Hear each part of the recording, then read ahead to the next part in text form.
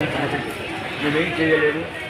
నేను చెప్పింది గౌరవనీయ ముఖ్యమంత్రి గారు కూడా మొదటి అసెంబ్లీ సంబంధించాలి 10 బెడ్లకు పేరుకు 100 బెడ్లు ఆడుతున్నాయి ముఖ్యమంత్రి గారు. కానీ 10 బెడ్లకు సరిపడా డాక్టర్లు లేరు, స్ట్రెంత్ లేదు, లేకపోతే డ్రగ్స్ లేవు, కొన్ని మెషిన్స్ లేవు, ఎక్స్రే మిషన్ లేదు, కొన్ని ఇట్లాంటి విషయాలు కూడా నేను మొదలు చెప్పడం జరుగుతుంది. ఇప్పటి వరకు గవర్నమెంట్ తరఫు నుంచి స్పందన రావట్లేదు.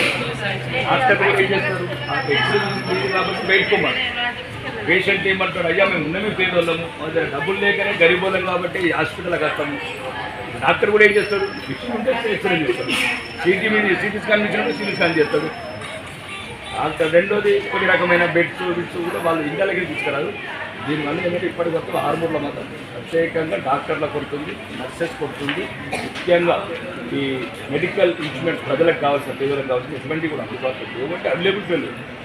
అందుబాటులో అంటే వాళ్ళు తీసుకొస్తే అందుబాటులో అయితే డాక్టర్ల పరంగా అయితే